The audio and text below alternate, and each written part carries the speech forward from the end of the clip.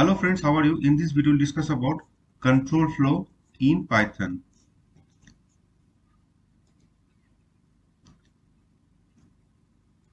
Okay, so what is control flow? Control flow specifies the order in which statements are executed during execution. Okay, so suppose one execution is going on, whether we have to jump that particular execution and we have to execute this particular part, or we have to execute this particular part of the program repeatedly, so that we can control, that we can specify using the flow control or control flow. Now here three different flow controls are there: conditional, loops and transfer. For conditional we use if else, else if else. Okay, and for loop we may use for else, while and while else. And for transfer we may use break, continue or pass. So we will see one by one in detail. Okay, now first of all, it is a conditional. So conditional, to implement conditional statement, we use if else, else if else, and so on.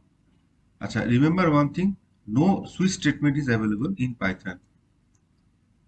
Okay, so what is if statement? Statements under if will be executed if condition is true. Okay, so if condition is true, if it is true, it will execute part of the program. If the condition is true, it will execute this part of the program. If condition is false, it will not execute this part of the program. It will jump that condition and it will execute the rest of the program. Okay, so we can see, so here you have to write if, then you have to specify the condition, and here you have to use the colon, and definitely we have to put the indentation or space.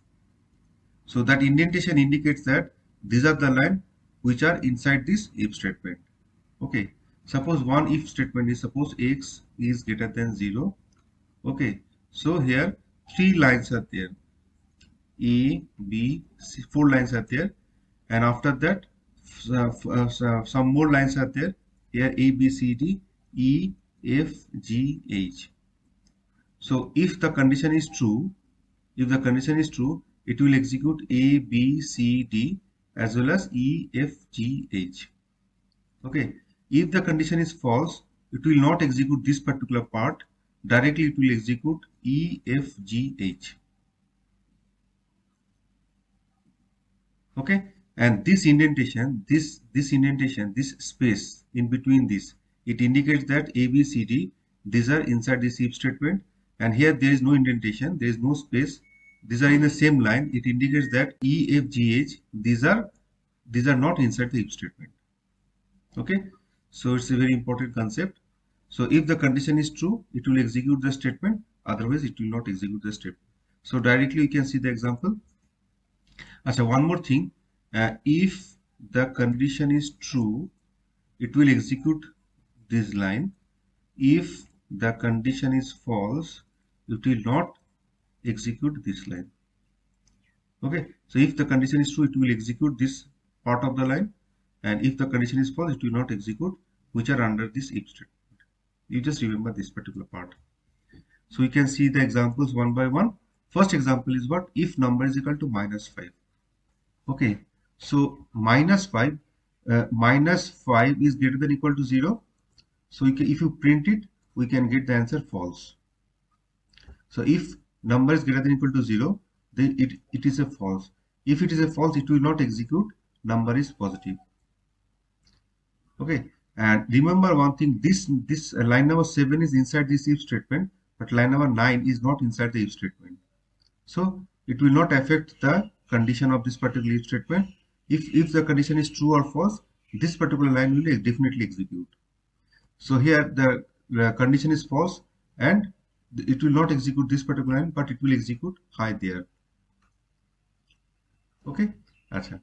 Here we can, if the value of number is say +5, and if we execute it, we can see here what is the condition. Number 5 is greater than 0. The condition is true. Okay, if true greater than or equal to 0, if true, it will execute. number is positive, and definitely it will execute this particular part of the program, that hi there. Okay. Achha. One more thing is there. Here indentation is very important. Now suppose if you don't put indentation and if you try to execute it, so you can see we can receive an indentation error. We can receive an indentation error. So the indentation is very important. So indentation indicates that this is the line which is inside this if statement, and this is the line which is not inside this if statement. Okay. Next, we can see the another example. So we can input number using keyboard. If the number is modulo mod 2 is equal to 0, that means what? If it is even number, suppose input number is 7. Okay. So what is the modulo 2? So you have to divide 7 by 2. So 3 2 is 6, it is 1. So this is output will be what? It is 1. Is it is equal to 0? Definitely output will be what? It is a false.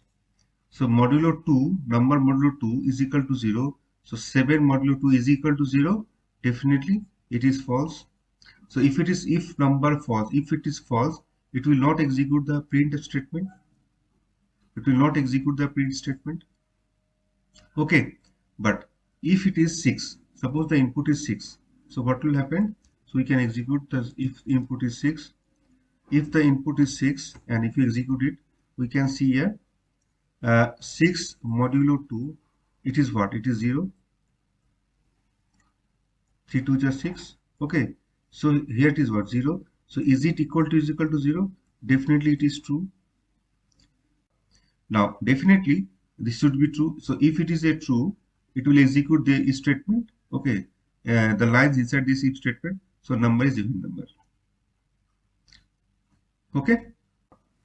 We can see this particular example. So here data is equal to input enter number. Suppose you have entered a number A, B, C, D. Okay, enter number A, B, C, D. So what is the length of the data? So length of the A, B, C, D is equal to 4. So the 4 is greater than or equal to 2. It is a true. It will print the size of the data is more than 2. Okay. Achha. If length of data is greater than or equal to 5, so that means what? 4 is greater than or equal to 5. It is false. Length of data less than or equal to 7. 4 is less than to 7. It is true. So you can see here inside this if statement we can add as many conditions as possible, and we can merge those conditions using this and or operators. Okay, so already you know in and operator the output will be true if both the input are true. Okay, and for or operator output will be false if both the input are false. If both the input are false, then and only it is false. Otherwise it will be true. So we can see here length 4 is greater than or equal to 5, it is false. 4 is less than or equal to 7, it is true. But here it is and is there, definitely the resultant is what? It is a false. So that's why it will not execute this particular line. Similarly, 4 is greater length. You can see another example. Length of data greater than or equal to 5. 4 is greater than 5. It is false. Is it a digit? Data dot is digit? No, it is not a digit. No, it is alphabetical number. So it is also false. So definitely the resultant is also false, and it will not execute this particular line also. Okay. Now suppose we have entered a number 1 2 3 4. Okay, so what is the length of this number? It is a 4. So 4 is greater than or equal to 2. Definitely it is okay. It is true. It will execute the size of the data is more than 2. Length of 4 is greater than or equal to 5. It is false. Length of 4 is less than or equal to true, but definitely it will be false. It will not execute. Length of data is greater than or equal to 5. So 4 is greater than or equal to 5. It is false. It is a is digit. Is it a digit? Yeah, it is a digit. So the condition should be what? Is it true? So false or true. The resultant should be what? It is a true. So it will execute this particular line. The size of data is what? The size of data is more than 5 or a digit. Are you getting my point? So similarly, if it is A B C D E F, A B C D E F, and if you enter it, we can say it satisfies all the if condition. So how many A B C D E F? 6 digits are there. 6 is greater than 2. It is okay. 6 is greater than 5, but 6 is less than or equal to 7. It is also okay. 6 is greater than or equal to 5. It is true. Is it is digit? No, it is not a digit. So that's why it is being false. But here we use OR operator. So the final output will be what? It is a true. It will also execute this particular line also. So we can see all three lines are there.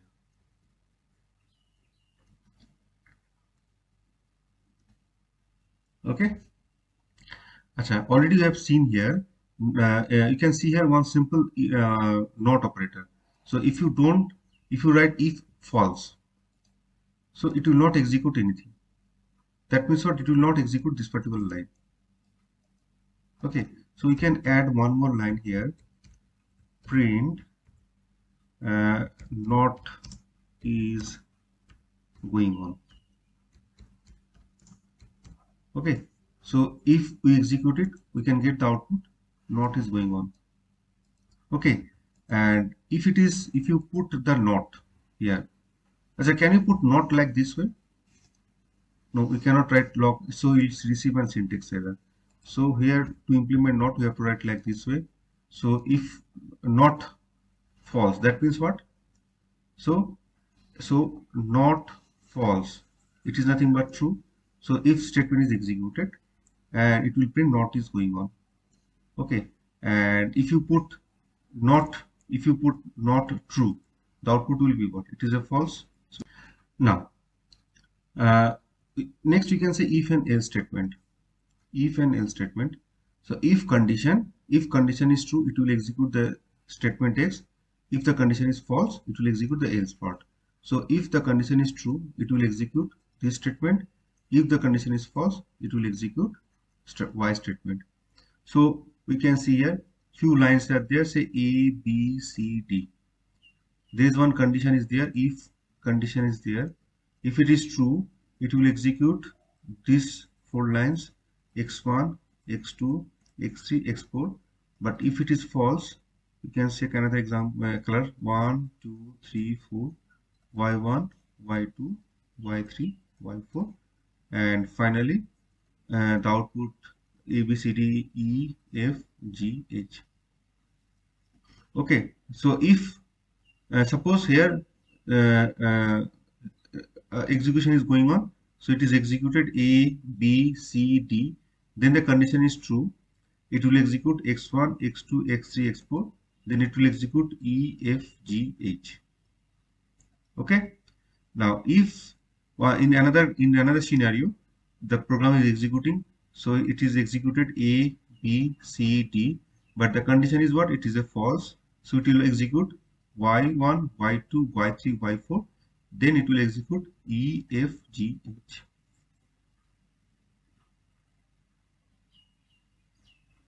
Okay, so these are what the common lines. Okay, but if the condition is true, it will execute this particular part. If the condition is false, it will execute this particular part.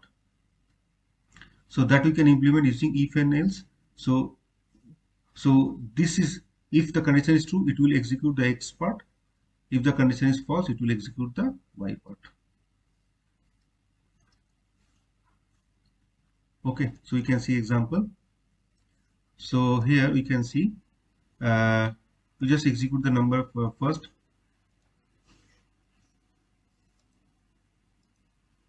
So we can see here number is equal to what? Number is equal to minus 50. So what is the condition of the status? Minus 50 is greater than equal to 0. Definitely it should be false. So if it is false, it will execute what? Else part. The number is negative. Are you getting? So number is equal to, we can see here, number is equal to minus 50. Okay, and here we check the condition, number greater than equal to 0. We apply the if condition, if number greater than equal to 0. If it is true, it will print that number is positive, and if it is false, it will execute the else part. It will execute number is negative. Okay, and this end.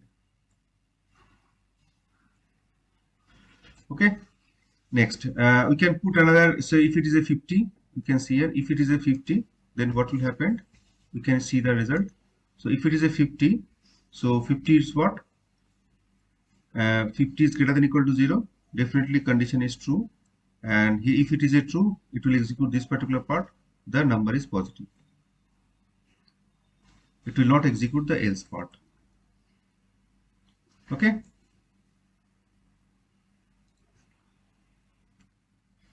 One more example is there. We can see here number is equal to 7. So if 7 modulo 2 is equal to what? 0? No, definitely it is false, because we have to divide 7 by 2. So 3 2 is 6, it is 1. So here 7 modulo 2 is equal to what? 1. Is it equal to 0? Definitely it is false. So if it is false, so it will not execute this particular line. It will execute the else part, that is the number is even, the number is odd number.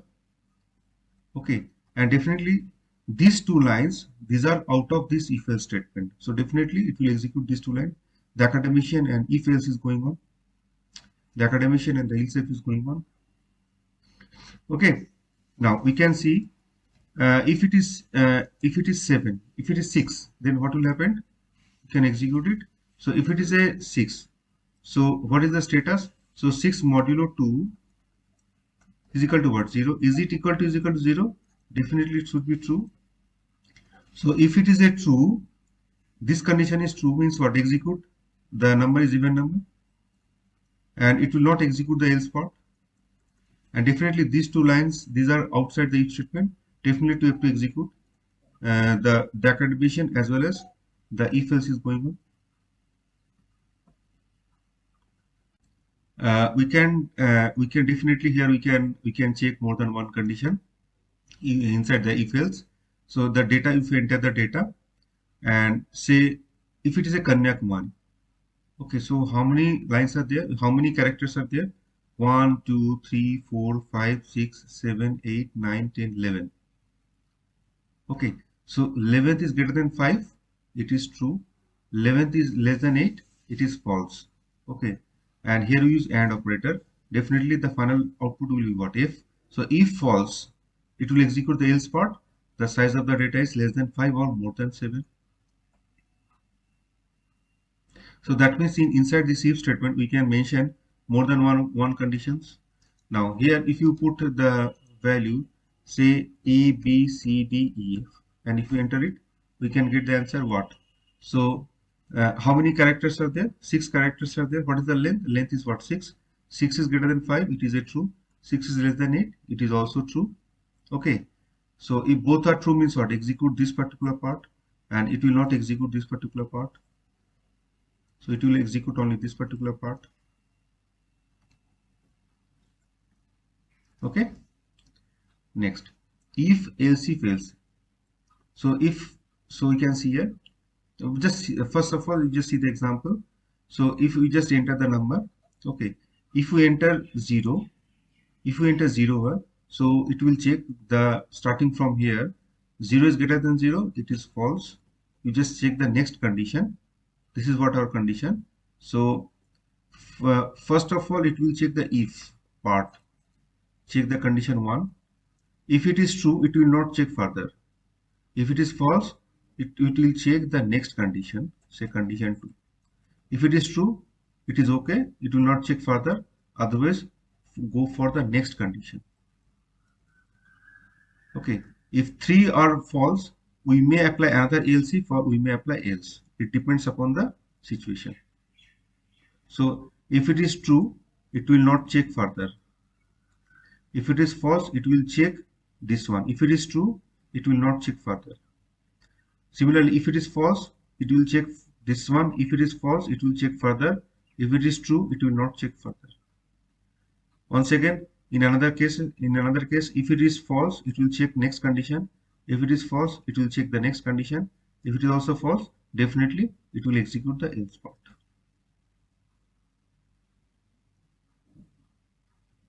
Okay, so you can see here, enter the number 0. So if you enter 0 here, 0 is greater than 0, it is false. It will check the next condition.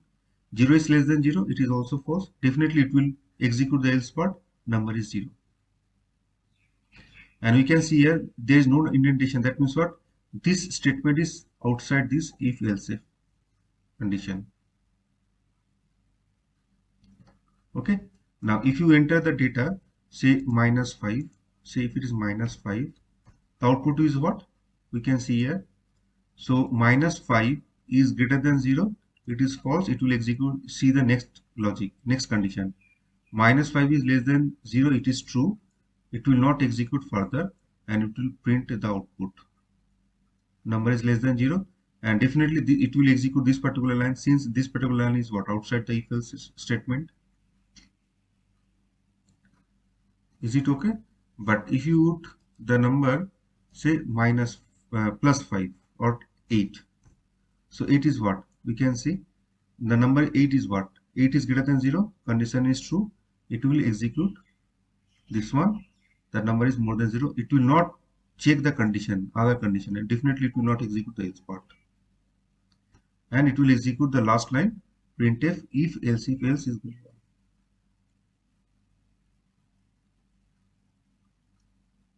Is it okay? Next, we can see another example. So we can input numbers using keyboard. Say two numbers are there, number 1 and number 2. We can check the numbers one by one. If number 1 is there, suppose the number 1 is 4 and number 2 is 8. So number 4 is greater than 8. It is a false. It will check the next condition. Number 4 is less than 8. It is a true. It will execute. Number 2 is bigger. Okay. And it will print the number. And definitely it will not check further anything. Okay. Now if you enter the reverse order, say first number is 8 and second number is, first number is 8, second number is 3, and if you execute the output, we can see the output.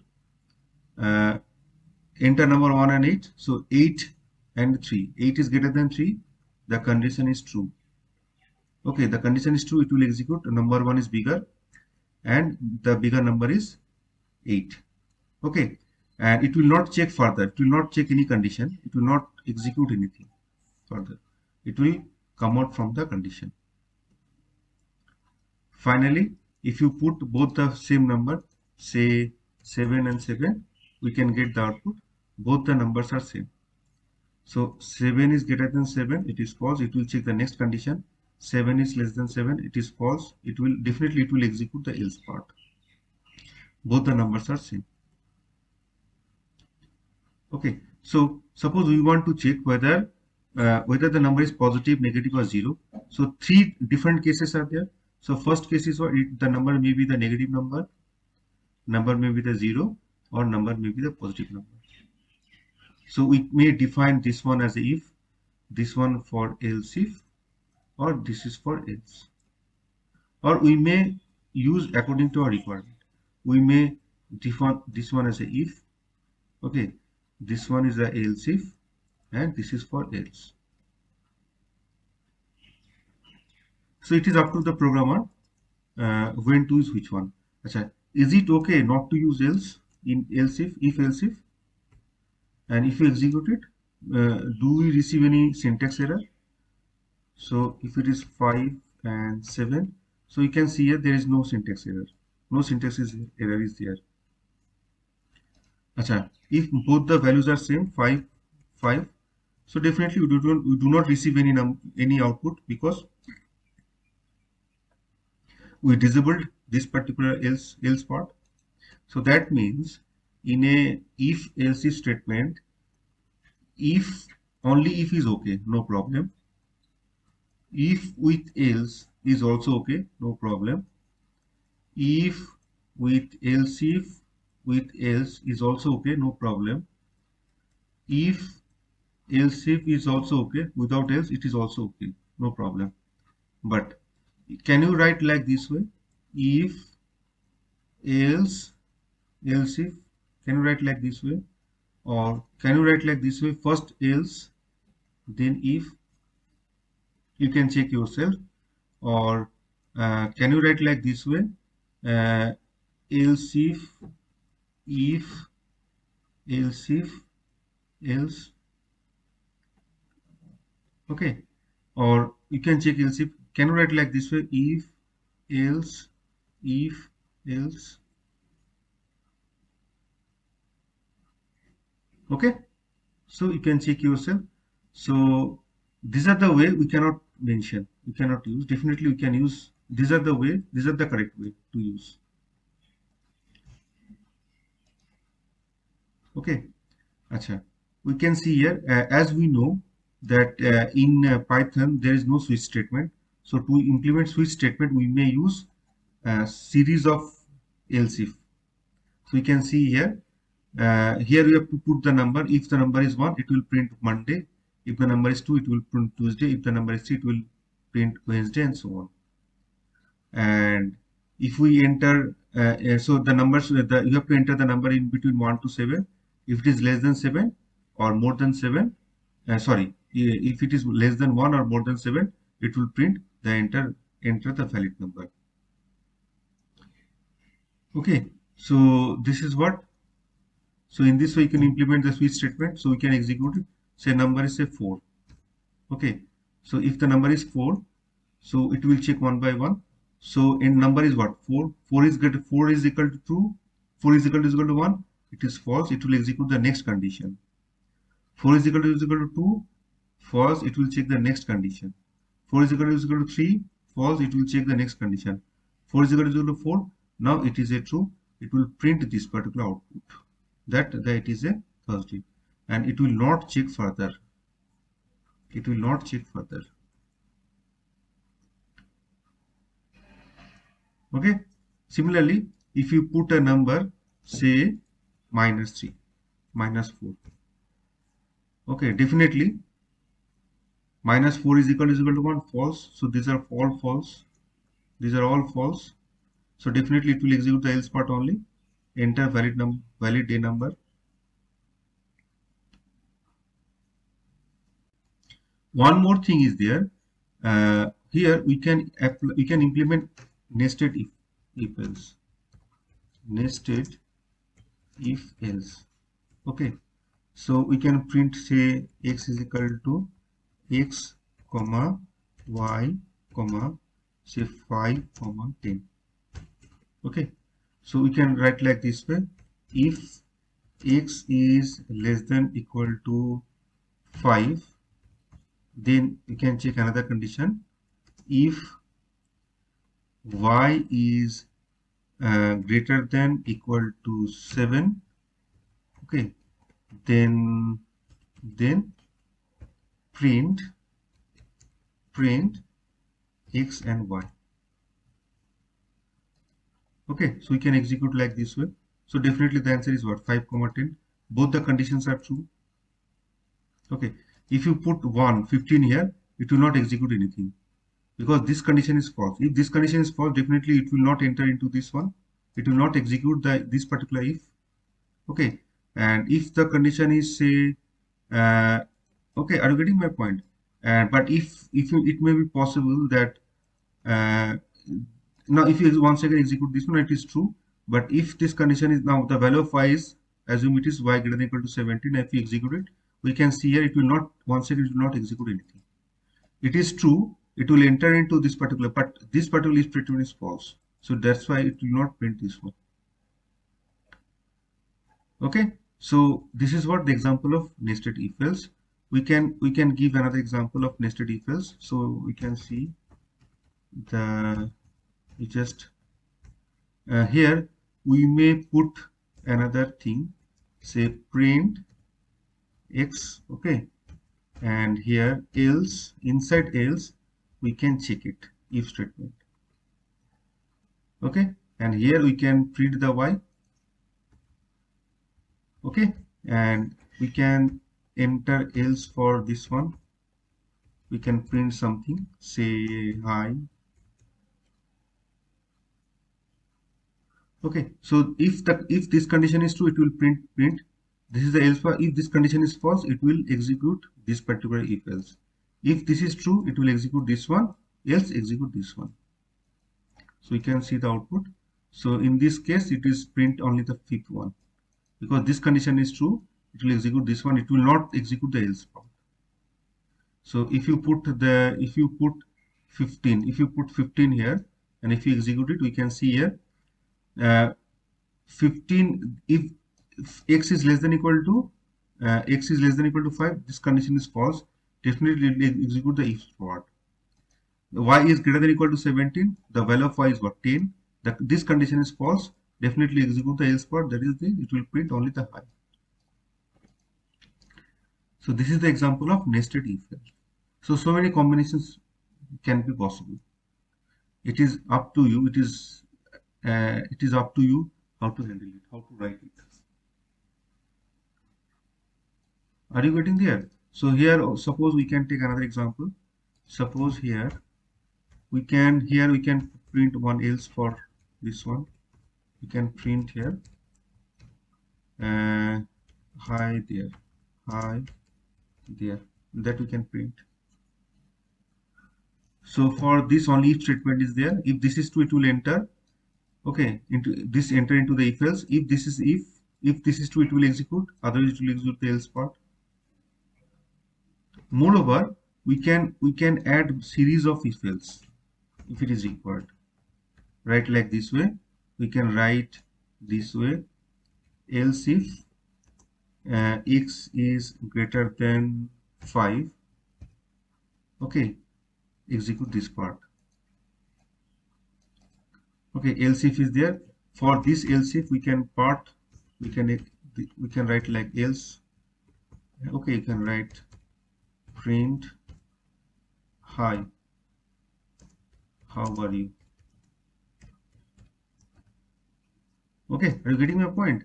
So in this way you can use this one. So if is there, corresponding else if is there, and corresponding else is there. If this is true, inside this if else is there. If it is true, then condition execute this one, otherwise can execute this particular part. So this is what the example of nested if else. It is also very important.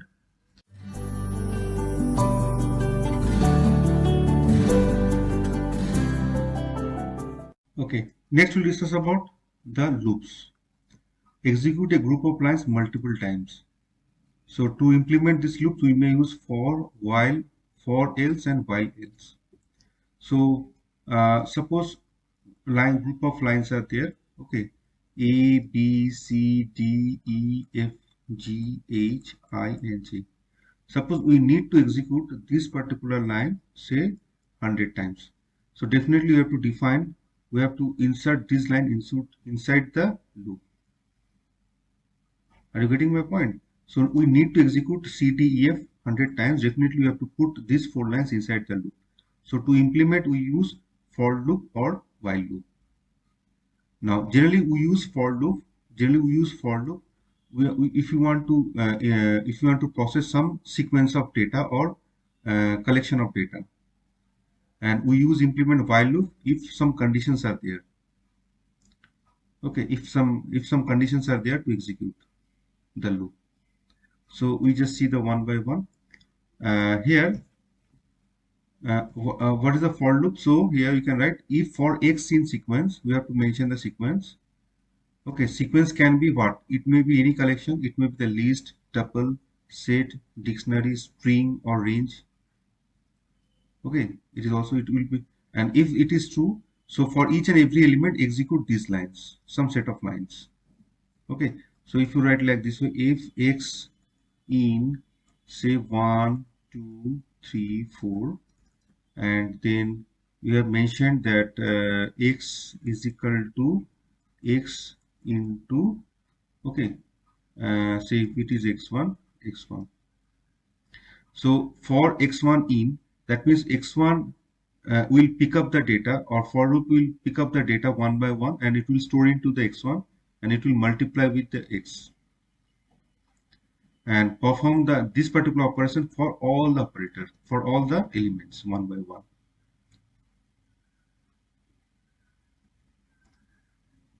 Okay, so group of lines will be executed for every data present in the sequence. So we can see here, so for I in some sequence is there, okay, and few lines are there. This line will be applicable for all the elements present in the sequence.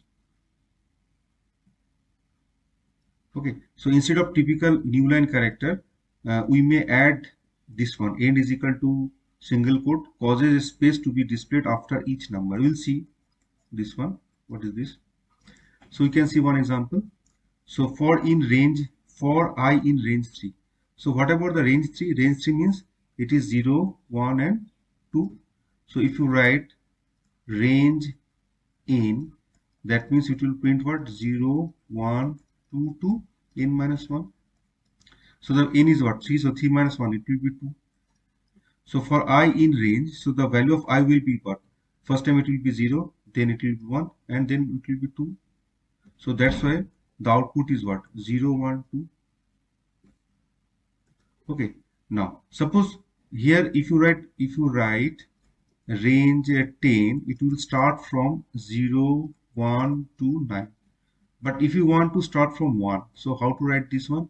In that case, you have to write uh, range 1, comma 10. In that case, we have to write 1, comma 10. Suppose you want to start your program from the 4. So you have to write 4, comma 10. Okay. So for I in range minus 2 to 5. Minus 2 to 5 means what? It will be from minus 2, then minus 1, then 0, then 1, 2, 3 and 4. So you can see the output. This is what our output. Okay. Acha. What is the use of this? What is the use of this particular print statement? So if you, what about this one? If you disable it, what will be the output? We can see both the output are in the same line. We cannot differentiate which one is from which one. So if you enter if you enable it and if you execute it, we can see if you execute 1 second, we can see both the outputs are in a different line. Acha. What happened if you don't put this particular end part, and if you disable it, we can see the output. So if you disable it, we can see the output. This one. This is the what output. So all the output are in a different lines. It is not in the same line. Okay. So if you require it in the same line, definitely we have to enable it the end part. Okay, we have to enable it the end part. So what happens if you add plus here and if you execute it, we can see the output. So instead of plus, sometimes we use we may put the blank space, and if you execute it, we can see the output. Are you getting there? So it is up to you. So if you put, so if it is range aim, if you don't put end, output will be what? 0, 1, 2, 2, n minus 1. If you put end, the output will be what? 0, 1, 2, 2, n minus 1. It is up to you whether you have to add this particular instruction or not. Okay. Now we can see another for loop. So for I in range 2 to 10. So for we can say aim to n to k. So m is what? 2, n is 10 and k is 2. So the formula is what? Starting from m, you have to check first m, then m plus k, then m plus 2k, 2 till n minus 1 times. So 2 to 10. So that means what? Initially it is 2, then 2 plus 2, 4, then 2 plus 2 into 2, 4. That means what? 2 plus 4. Then 2 plus 3 into 2, that is 6. So 2, 4, 6, 8 till 10. 10 minus 1, it is what? It is 9. So definitely we have to put, it will print 2468. You can see the output. It is 2468. Okay. So what if you print, if you want to print in reverse order, 5, 4, 3, 2, 1. In that case, we have to mention that k value negative, and the value of m should be more than n. So in this case, you just see the value of n is greater than m. But if you want to print in a reverse order, what to do? So m, n, and k. The k should be negative number, and the value of m should be greater than n. So if these two conditions are true, then it will print the data in a reverse order. Okay, but if m, n and k, if k is positive number, some positive number, and the value of m is less than n, then the print in a ascending order. So for ascending, to print in ascending order, we may use this one. To print in descending order, we may use this one. Okay, so here you can see here, for that it is printed in descending order. Okay, now we can process string using for loop. So my string baseball is there. So this is what our baseball. Okay, indexing what, starting from left to right, 0, 1, 2, 3, 4, 5, 6 and 7. Okay, so for char in my string, so char will pick up the element one by one. First of all it is B, then A, then S, and it will print. Or what you can write, so what is the length of this? So length is what? It is length is what? 8. So range length of my string. What is the length of my string? It is 8. So range 8. Range is what? Starting from 0, 1 to 7. So the index will be what? Index will be what? 0, 1 to 7. So you can see, if you print the index, the output will be what? 0, 1, 2, 3 and till 7. And if you want to know associated character, so what you have to write? My string, then within bracket index, the output will be what? First time my string 0, it is B. Then my string 1, it is what? It is A. My string 2, if it is true, the associated character is what? S. So in this way we can iterate the for loop for the string data type. Not only string, we may use for the list also. So one sequence is the sequence 3579, and if you print the data type, the output was, it is a list. Okay, so if you use this particular sequence, you write for data in sequence, so it will process the data, it will process the sequence one by one, and the data will store the elements from the list one by one, and if you print the data, we can get the output. Are you getting my point? We can take another example for data in. Now here we mention the list name, not necessarily directly we can mention the list also inside the for loop.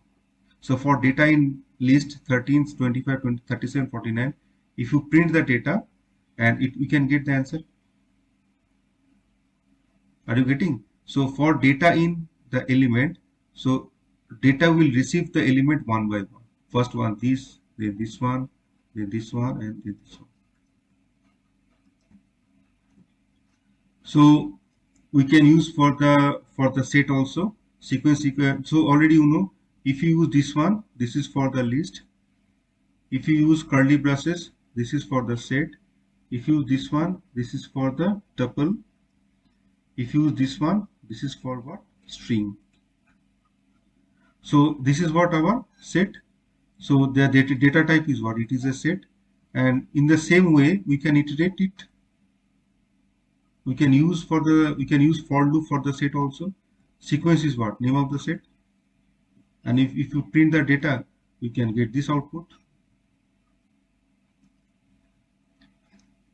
Okay, so this is what our sequence is what? Sequence, it is what? It is nothing but a tuple. Name of the tuple is what? Sequence. We can use that particular sequence to iterate it. So for data in sequence, and if you print the data, we can get the same output. Okay, so this in the same manner we can iterate tuple, we can iterate then list, we can iterate string. Okay, we can iterate set. Moreover, we can iterate the dictionary also. What is a dictionary? Dictionary contains key value pair. So here 1, 2, 3, these are what? Keys. A, B, C, these are what? The values. So please watch our videos. Okay, so many videos are there on all the data types. So one dedicated video is there for the dictionary. So if you want to know more, then watch that particular video. So sequence is the name of the dictionary, and if you display the type is what? It is a dictionary type. Okay. Now suppose we need to iterate both key and value. So where you have to write, so in that case you have to write for key comma k comma v in sequence dot items.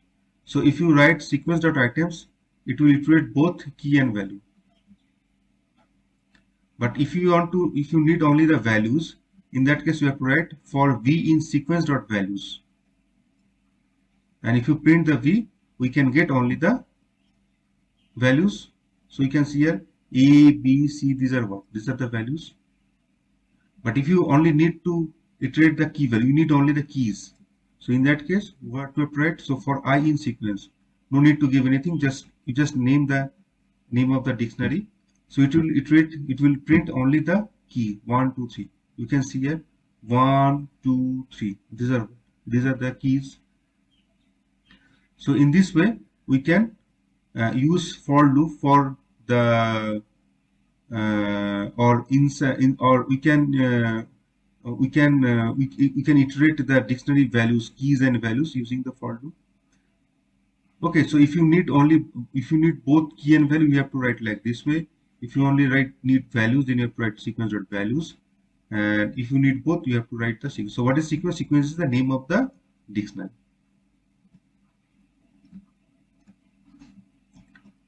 Acha, nested loop. Nested loop is what? Loop inside the loop. Okay. So for I in range 1, 4. So and these two lines are inside this for, and this is the line which is inside this one. So for this, the value of I is what? 1 to 4.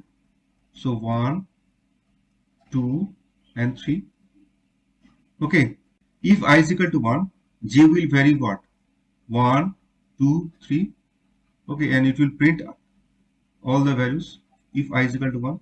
Similarly, if I is equal to 2, j will vary what? 1, 2, and 3. If I is equal to 2, j will vary 1, 2, 3. Similarly, if I is equal to 3, j will be what? 1, 2, 3. So if I is equal to 3, j will be what? You can see here 1, 2, and 3. So this is what nested loop inside the loop. We can see the example. So here we have mentioned that here it is a 1, here it is a 1. What if we put I here? What if instead of 1 if you put I here, then what will be the output? Can you execute it? So you can see here for I in range 1 to 4. So initially I will be 1, then I will be 2, and I will be 3. J in range. So J will be what? I to 4. I is what? 1. 1 to 4 means what? 1, 2, and 3. So if I is equal to 1, J will be what? 1, 2, 3. If I is equal to 2, J will be what? 2 to 4. That means what? J will be 2 and 3 only. So if I is equal to 2, J will be what? 2 and 3. Similarly, if I is equal to 3, J will be what? 3 to 4. That means what? Only 3. So if I is equal to 3, J will be what? Only 3. So it's a very interesting one. So we need it. Okay. Now sometimes we need to execute something in number of times, but we don't require any variable. Suppose we have mentioned I here, but we can see here I is not required here. So in that case, we may use simple placeholder. It is called placeholder to iterate these lines in number of times. Okay, you can execute it. You can see it is printed yes 3 times. So what if you write 300 times? If you execute 300 times, if you print it, so this is what 300 times yes is there. So here the value of I is not required. So that's why we may apply placeholder to execute this particular line 300 times. Okay, so we don't require too much. So it is okay. Okay, is it okay? Next, we can see the while statement. So what is the while statement? To execute a group of lines repeatedly until some condition is true. Okay, so if the condition is there, then we definitely have to apply the while. So if the condition is true, then execute this line. So we can see here, this is the loop. If the condition is true, if the condition is true, it will execute this particular line. It will execute this particular line. If the condition is false, if the condition is true, it will execute this particular line. Okay, so we can draw like this way. If the condition is true, execute this particular line and return back. If the condition is false, do not execute this particular line and just jump it. So if while condition is true, it will execute the group of lines. Next, simple while example. So definitely here we have to define one variable I is equal to 0 or anything. If the this is what our condition, specify the condition I less than equal to 4. So this will execute if the value of I is less than equal to 4. Okay, and we can print something, and definitely we have to update it, we have to change it. So initially the value of I is what? The value of I is initially it is 0. 0 is less than equal to 4, condition is true, it will print I and increment I. The next I value is what? It is 1. So the next I value is 1. 1 is less than equal to 4, condition is true, print I. So print what? Print 1, increment I. The value of I will be what? This is what? Increment of 1. So the value is what? It is 2. The next I value is what? It is 2. 2 is less than equal to 4, condition is true, print I. Okay, increment I. Then the value of I is what? 3. 3 is less than equal to 4, condition is true, it will print 3 and increment I. Are you getting my point? So it will print starting from 0 to 4. Next is what? 4. 4 is less than equal to 4. 4 is less than equal to 4. Condition is true.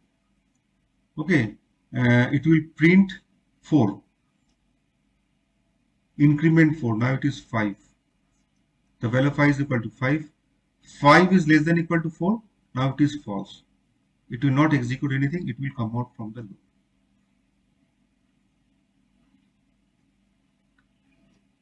Okay. So this is what our actual, if you execute it, you can get the answer. So if it is instead of 4, if it is a say 8, the output will be what? This is what our output. Okay. Acha. We can see another example. So sum is equal to 0 and I is equal to 1, and if the value of I is less than equal to 5. So what is the value of I? I is equal to 1. The condition is true. It will print the I and it will add something on I. So initially the value of you can take some say initially the sum value is what? It is 0, and the value of I is what? It is 1. I is 1 is less than equal to 5.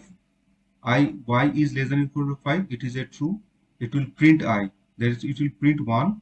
Okay, it will print 1 and add sum. So sum is equal to sum plus 1. Increment I. Now it is 2. So I is equal to 2. 2 is less than equal to 5. It is, now you can see the condition. The condition is true. Add 2. Increment 2. The value of I is what? It is 3. Print 3 is less than equal to 5. Condition is true. Add 3. Okay. Increment 3. I value is what? It is 4. 4 is less than equal to 5. Condition is true. Add 4. Increment 4. Increment I. 5. 5 is less than equal to 5. So the value of I is what? 5. Condition is true. Add 5. Increment sum. Add 5 and increment I. 6. The value of I is equal to what? 6. Condition is what? Now it is false. It will not add something, or it will not increment. It will come out from the loop and it will execute. The sum is the sum value. It will execute and it will print the sum value.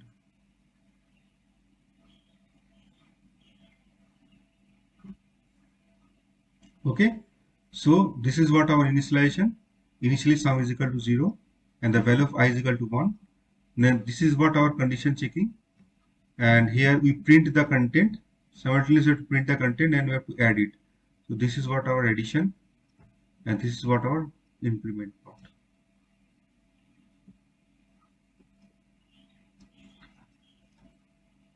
Okay, next nested while loop is also there, while inside another while.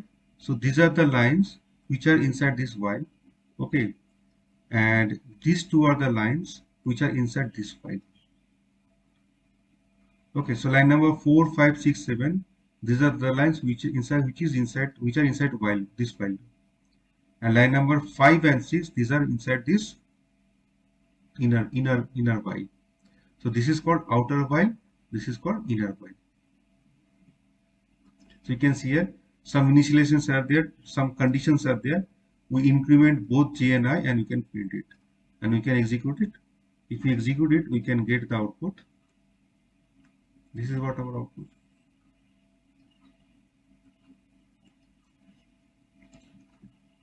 Okay.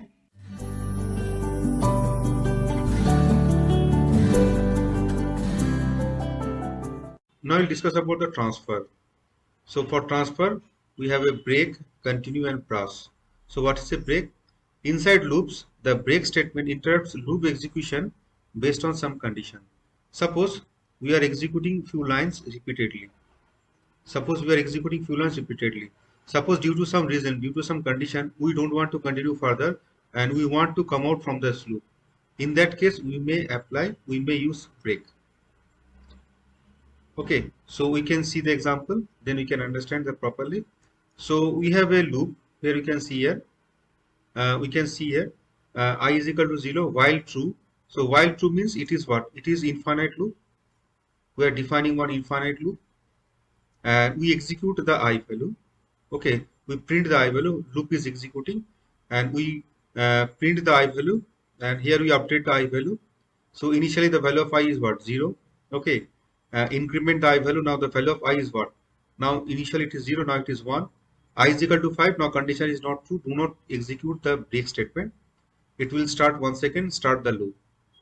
Print the I value. Okay, increment the I value. 2 is equal to 5. It is not true. Once again, starting from the loop, print the I value. Okay, so now it is we can say the loop is the value of I is what? 2. Increment out I value. Now it is what? 3. Then 3 is equal to 5. The condition is not true. Print the 3 value. Are you getting? Then increment the I value. Now it is 4. 4 is equal to 5. The condition is not true. Once again, the loop is going on. Loop is continuing its execution. Now print 4. Increment I value. Now the value of I is 5. 5 is equal to 5. It is true. And break. Break means what? Come out from the loop. So we can see here the output is what? 0 to 4. You can see here output is what? 0 to 4.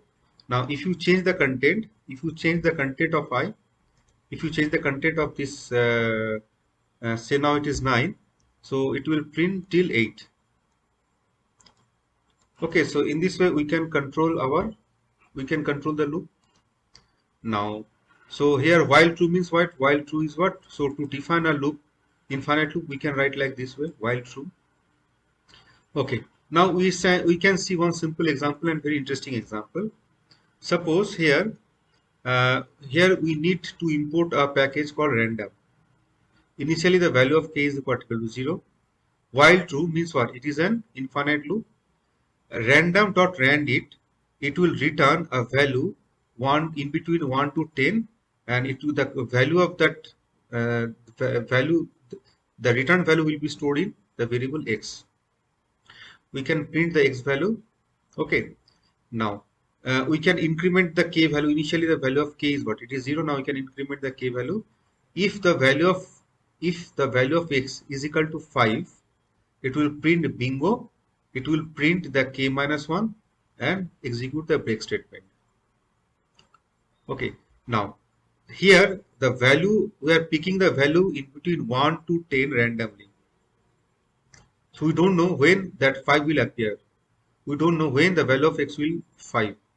Okay, and here through k we can track that after what times 5 will appear. 5 appeared after what times. Okay, you can see here. So we can execute it and we can see the output. Now you can see here 5 appeared after 20 seconds. So you can see here in between that there is no 5.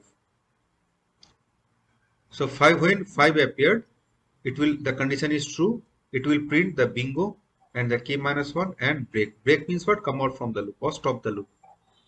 If you execute once again, you can see after 20 times 5 appeared.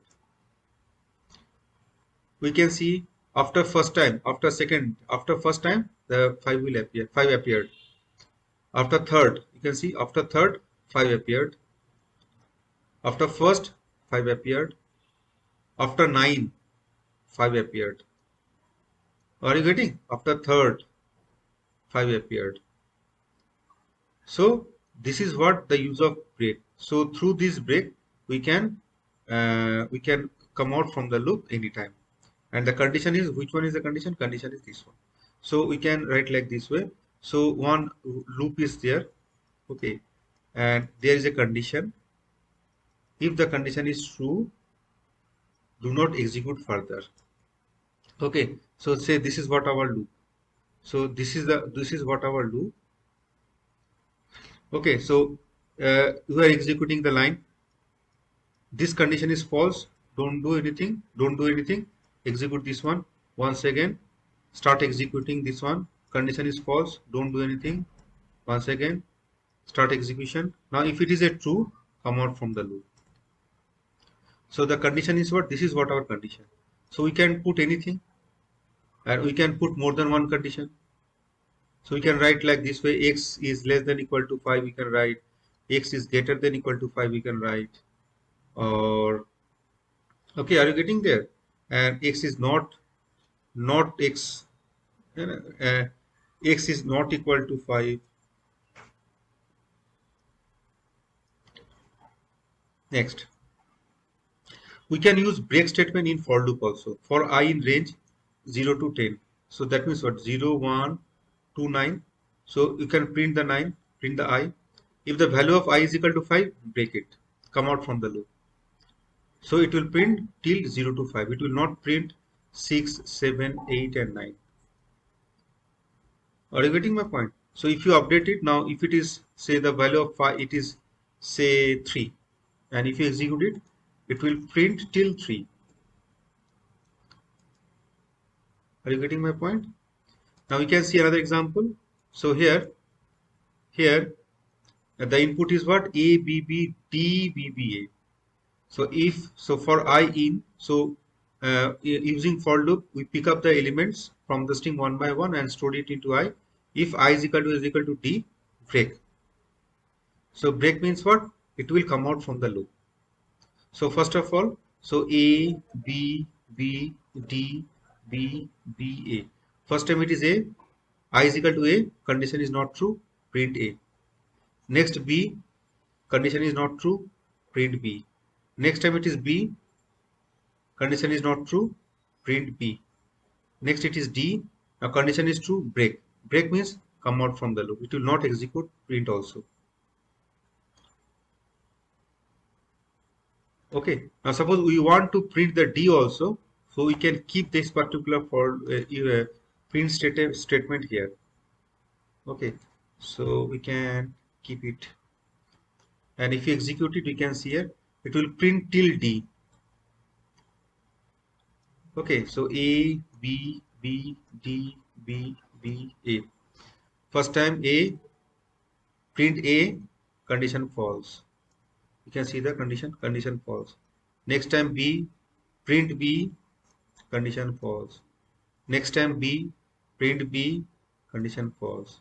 Next time D, print D, condition true, come out from the loop.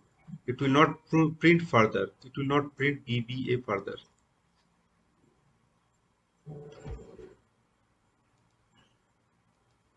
Okay, we can see another example.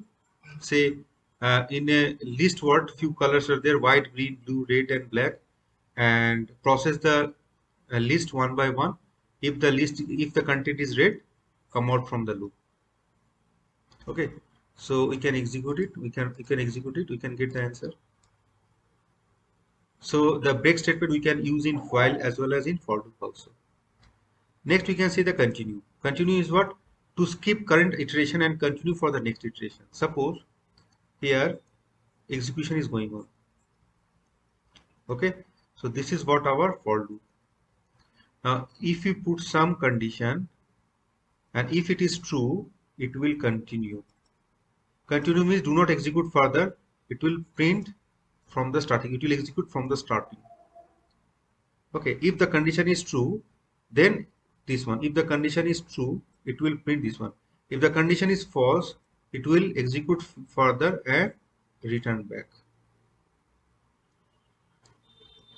Are you getting my point? So you are executing a program. It's a loop. Loop is going on. If the condition is true, do not execute further. Start the loop once again. If the condition is false, execute the remaining part of the loop and then start once again. So that we can implement using the statement continue.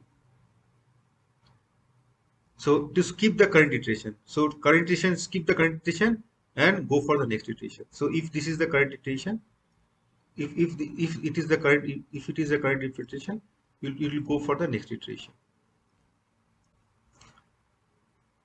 So you can see here, here we the value of I is what, 0, while I is less than 10. Okay, so we can take the small number. So instead of 10, we can put 6 and we can execute it. So we can so the value of I is what? Initially the value of I is equal to 0. Condition is what? I should be less than 6. Increment I. Now the initial I will equal to 0. The increment I is now it is what? It is plus 1. 1 modulo 2 is equal to 0. 1 modulo 2 means what? 1 modulo 2 is equal to what? It is a 1. Is equal to 0. It is a false. If it is a false, it will not execute the continue. It will print the value. So that's why it will print the value 1. Okay. Next, once again 1. Okay. So once again the 1 is less than 6. 1 is less than 6. It is a true. Okay. Increment I. The next I value is what? It is a 2. 2 modulo 2, it is a 0. Condition is true. Okay, condition is true. So here the condition is true. It will execute the continue part. So if you continue means what? Do not execute the print part. Once again start the program. Okay, so 2 is less than 6. Condition is true. Increment I. 3. 3 modulo 2 is equal to 0. It is a false. So do not execute the continue part. It will execute the print part. So print 3. Start program. 3 is less than 6. Condition is true. Okay, condition is true. You can see condition is true. Increment 3. So it is 4. 4 modulo 2 is equal to 0. Condition is true. Continue. Continue means what? Do not print. Skip this one. Just return back. So do not execute the print part. 4 is less than 6. Condition is true. Increment I. Now it is 5. 5 modulo 2 is equal to 0. It is not true. It will not execute the continue. It will execute the print. And so on. Okay. Now you can see another example. Suppose here list 1 is equal to 17954 for I in range 10.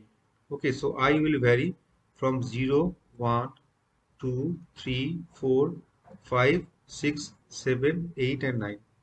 Okay, I in list. 0 in the list. No, condition is not true. Print 0. Next, the value is what? 1. 1 in list. It is true. Continue means do not use the print. Once again return back. The next I value is what? It is 2. 2 in the list. No.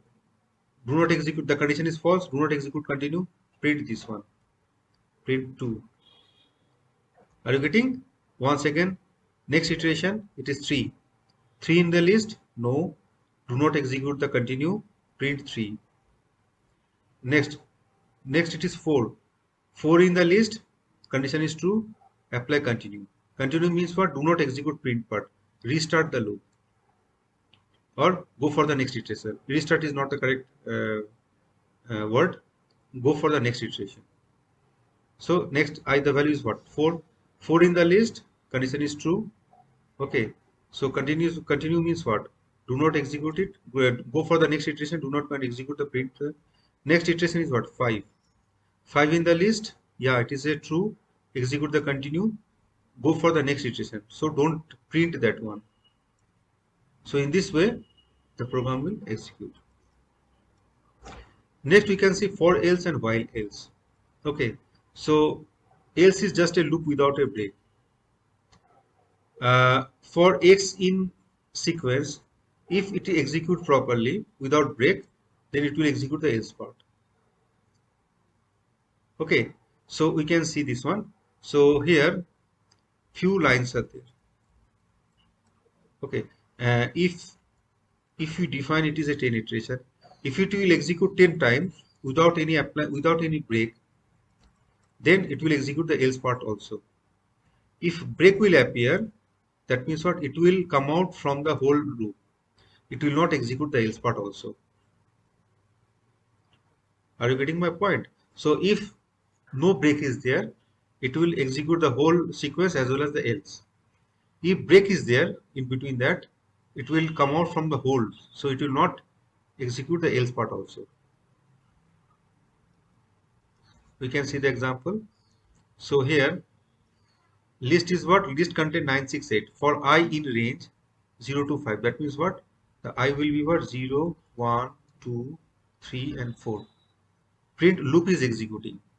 Loop is executing I. So first of all, it will print 0. I in list 1. I in list 1. I is there in the list? No, is not there. So condition is not true. It will not execute the break. Okay. Next iteration, the value of I is what? 1. 1 is in the list. Okay, print that I also. I 1 is in the list. No, it will not execute the break part. Next iteration 2, execute display the 2. 2 is in the list. No. 3 in the list. No. 4 is in the list. No. And come out from the loop. So the loop is exhausted. The for loop is it will execute the next. It will execute the else part. Break is not executed. Processed all the element. So it will the output is this one. So we can execute it. Okay. So we can see the output is what? This is what our output. Now what happened if you put some value which is in between 0 to 3, 0 to 5. Okay. So we can see I is equal to 0, 1, 2, 3, 4. Okay. So this condition will true when the value of I is equal to 3. So 3 is in the list, condition is true, come out from the loop. So we can execute it, and we will see that these two lines will not be executed. We can see here break is executed. It is printing, breaking executed. It will not print. Break is not executed and processed. All the element is not executed. Why? Because we have executed the break. So that it will you see the program for I in list. So the value of I will vary from 0, 1 to 4. So when the value of I is equal to 3, 3 in the list, now the condition will be true. So the condition will be true means what? It will execute these two lines. So when break will execute, it will come out from the loop. So if the program will come out from the loop, it will not execute the else also. Are you getting my point? Okay. We can see another example. So here we input something, enter k value, integer value. Initialize I is equal to 0. When I less than equal to 10, print I, increment I. If I is equal to k, break.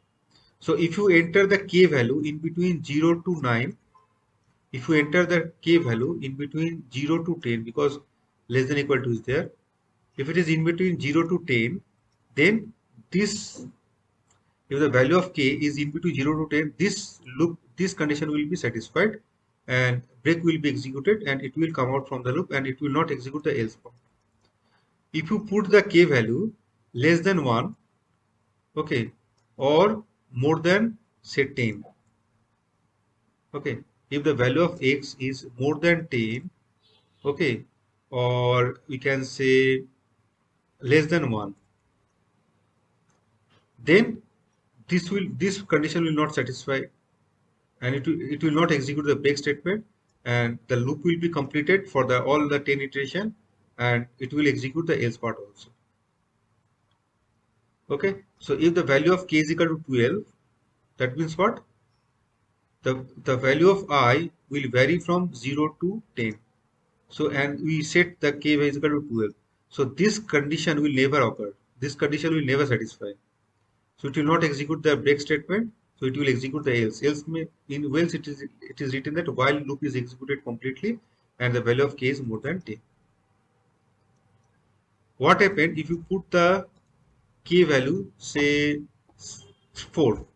We can see here the output is what? 0, 1, 2, 3, 4. Only this one. It will not execute the else part because that break is executed. Are you getting my point? Okay.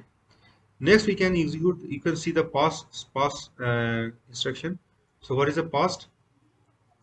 So, the pass is a null statement. The interpreter does not ignore a pass statement, and the statement has no effect. When you don't write the implementation of the part of the program, but intended to do it later, in that case, we have to use the pass. Suppose already you know that you have to define a loop.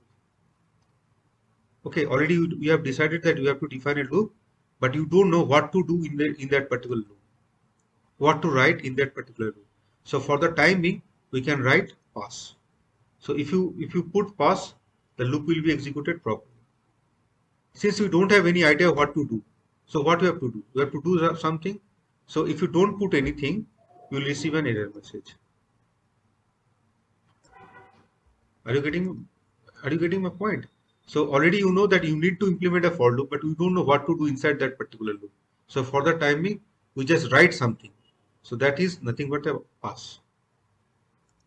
Okay. Similarly, we already know what we have to implement a if else. Already know what to do in if part, but we don't know what to write in else part right now. In that case, you can put the pass. Similarly, already you know that you have to define a function. Already you know the name of the function, but you don't know what should be the method and what should be the variables. In that case, we have to define pass. So it is understood that the file name is okay. The function name is my file, but you don't know what to do. We'll do later. Okay, we'll populate it. We'll construct this particular function later. But for the time being, to ignore the error message, we may write pass. Okay. Next is iter function. So iterate function is its associated iterable sequence and produce the following items or values. So we can see here states one variable is there. It contains list of states, say tn, ap, mh, nl. We can print the states. The output is what? This is what our output. And we define vtir. It's a variable of that. Iter is equal to states. So we pass these particular states. And if you print the states, we can see here it generates a function objects called list underscore iterator object.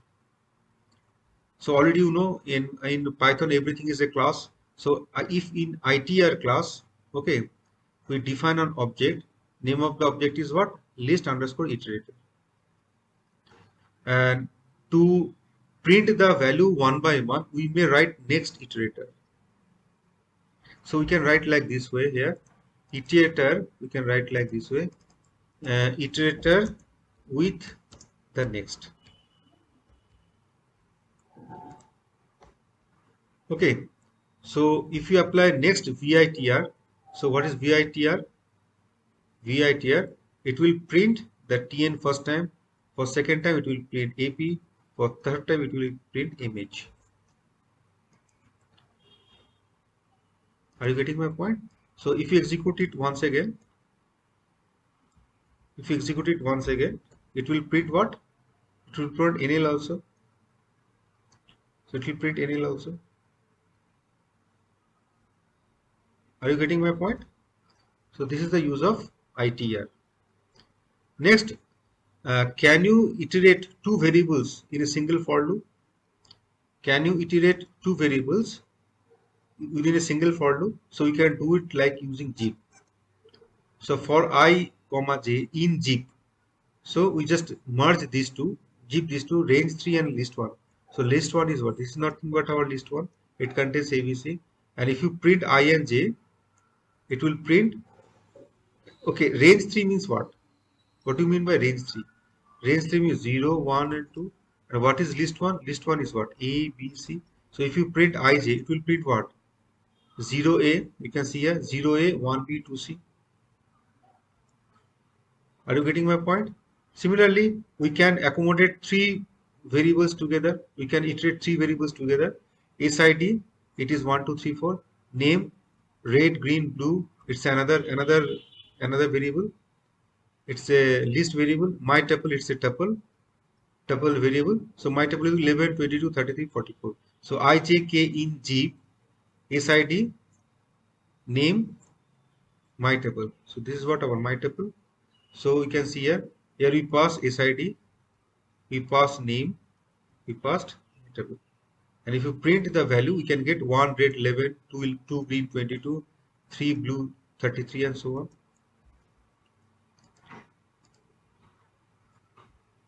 Acha. Another thing is there, suppose import ITR tools. ITER tools as IT, renaming it. For I in it.chain, range 1, 5 and comma range 10, 15. Suppose one range is there 15. That means what? 0, 1, 2, 3, 4, 5, 6, 7, 8, 9, 10, 11, 12, 13, 14, 15, up to 14. But suppose we don't want to execute for all the elements. We want to execute for 0 to 4 only, and for 10 to 15, 10 to 14. But we don't want to iterate this particular part. So how to implement this one? Definitely we can use one if statement. Inside for we can implement one if statement, or we can implement like this way. For I in it.chain, range 1 to 5 for this one, and comma range 10 to 15 for this one. You can see here 5 to 9 is not there. Okay, so this is the use of this one. Similarly, we can implement the same thing using like this way. For I in list, within bracket range 1, 5 plus list range 10, 15. And if you print I, we can get the answer. Okay, now we can see here within you can see here in while loop we can check more than one condition together. If it is or, the loop will be executing if any one of the condition is true. Okay, and we can say if it is instead of or, if it is and, loop will be executing if both the conditions are true. So here within a while loop, single while loop, we can add as many conditions as possible. We can check different conditions. So if you put or, if any one of the condition is true, it will iterate the thing. So here we print, here we check condition with x and y. Here we define x and y, and installation of I and j is equal to 0. If I less than x or j is less than y, print I and j, increment I and increment j. Okay, and if you execute it, we can get that. Okay, and that is the end of this particular video. Thank you very much.